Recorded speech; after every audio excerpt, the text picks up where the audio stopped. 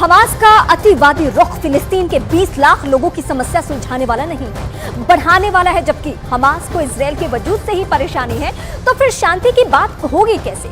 Israel को अपनी सुरक्षा का हक है और इजरायल इसी दलील के साथ गाजा पर बमबारी कर रहा है। इस बमबारी में जाहिर तौर पर आम लोग ही मारे जा रहे हैं, लेकिन जब हमास ऐसा कहता है तो वो 7 अक्टूबर की तरह इजरायल पर फिर हमला करेगा तो शांति की बात बेमानी हो जाती है। हमास का ये अतिवाद ही उसे दुनिया की नजर में खूंखार बनाता है। जो लोग गाजा में हमलों में मारे जा रहे मासूमों के खिलाफ आवाज उठा रहे हैं, उन्हें भी ये बात नहीं पचेगी कि इजराइल का समूल नाश हो जाए। हमास मानता है कि इजराइल को दुनिया के नक्शे से मिटा देना चाहिए, तो इजराइल को भी हक है कि वो अपने वजूद की रक्षा करे। अंजाम जो होना है वो अभी हो रहा है। पूरी गाजा पट्टी इस वक्त मौत की धधकती भट्टी में तब्दील हो गई है।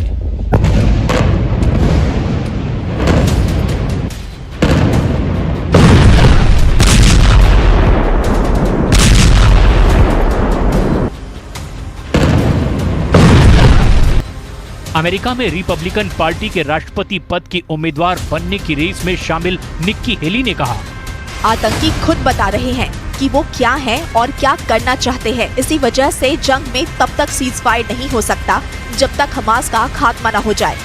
ब्रिटेन के विदेश मंत्री ने रिपोस्ट किया, जब हमास इजराइल को मिटाने में लगा हुआ है तो शांति कैसे हो सकती है?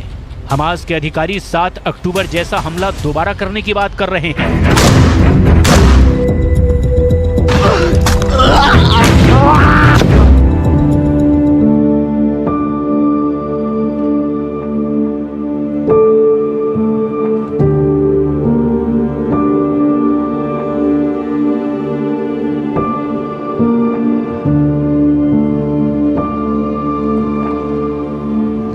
हमास इजराइल के बीच खूनी संघर्ष की संपूर्ण गाथा सालों और दशकों पुरानी है। इजराइल अरब देशों के बीच बसा वो देश है जो यहूदी बहुल है। इजराइल दुनिया में यहूदियों का एकमात्र देश है, लेकिन इजराइल की स्थापना के साथ ही अब तक किसी भी अरब देश ने इजराइल को बतौर देश मान्यता नहीं दी।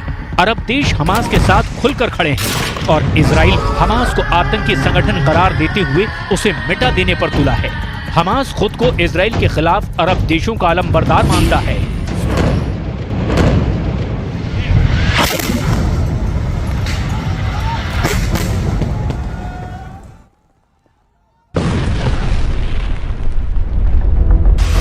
हमास ने इजराइल के खिलाफ अपने ऑपरेशन को अल-अक्सा फ्लड नाम दिया है। इजरायली पुलिस ने अप्रैल 2023 में अल-अक्सा मस्जिद में ग्रेनेड फेंके थे। अल-अक्सा मस्जिद की देखरेख की जिम्मेदारी जॉर्डन के पास है। इस मस्जिद को मुसलमानों का तीसरा सबसे पवित्र स्थल माना जाता है। इजराइल पर हमले की शुरुआत के वक्त हमास के सैन्य कमांडर मोहम्मद दईफ ने जो कहा था, उसे फिर से जरूर सुनना और समझना चाहिए। 7 अक्टूबर का हमला यरूशलेम में अल-अक्सा मस्जिद को इजराइल की तरफ से अपवित्र करने का बदला है। ये कार्रवाई उन अरब देशों को हमारा जवाब है जो इजराइल के साथ करीबी बढ़ा रहे हैं। हमास का इजराइल पर 7 अक्टूबर का हमला भी इससे जोड़कर देखा जा रहा है कि इजराइल और सऊदी अरब के बीच दोस्ती होती है। सऊदी अरब इजराइल को मान्यता देता है तो बाकी अरब देशों के लिए मुश्किल हो जाएगी। ईरान, कतर, मिस्र, जॉर्डन, सीरिया, लेबनान और तुर्की जैसे देश इजराइल और सऊदी अरब के बीच किसी भी तरह के संबंधों के खिलाफ खड़े हैं। इजराइल के साथ हमास को दुश्मनी भारी पड़ रही है, लेकिन फिर भी हमास मान नहीं रहा है। हमास को अपने जिन हमदर्द देशों से मदद मिलने की उम्मीद थी, वो उम्मीद भी गाजा के आसमान में धुआं धुआं हो गई। फिर भी हमास 7 अक्टूबर जैसा क्रूर हमला इजराइल पर करने की धमकी दे रहा है। ये बात दो टूक साफ है कि हमास जितना दम है विरोध कर ले, लेकिन इजराइल हमास के खात्मे तक रुकने वाला नहीं है। ये बात प्रधानमंत्री बेंजामिन नेतन्याहू ने बार बार साफ साफ शब्दों में कही है। 7 अक्टूबर सुबह करीब 6 बजे हमास का इजराइल पर हमला। हमास के करीब 2500 लड़ाके सीमा पर लगे तारों को तोड़कर इजराइल में दाखिल हुए और आम नागरिकों पर गोलीबारी शुरू कर दी।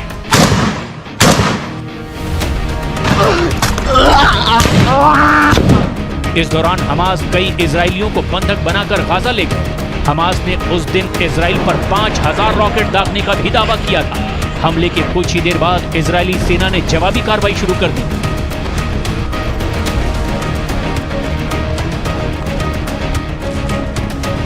तब से लेकर अब तक 1400 इजरायलियों और 8000 से ज्यादा फिलिस्तीनियों की मौत हुई है।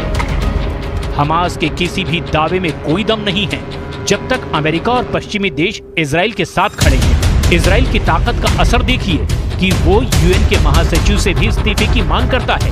अमेरिका इजराइल की रक्षा के लिए लाल सागर से लेकर भूमध्य सागर तक बेड़ा उतारता है।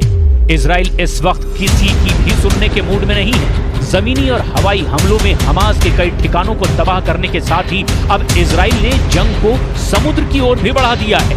हमास के खिलाफ इजराइल की ये आखिरी शपथ है कि जब तक हमास रहेगा इजराइल के अस्तित्व की चुनौती बनी रहेगी। सवाल है, अब जब हमास और इजराइल दोनों ही तरफ से बम और बारूद से नीचे कोई बात ही नहीं हो रही, तो यही तय दिख रहा है कि हमास जब तक इजराइल पर हमले करेगा उसका अंजाम युद्ध होगा। मतलब इजराइल युद्ध अभी और भीषण होगा।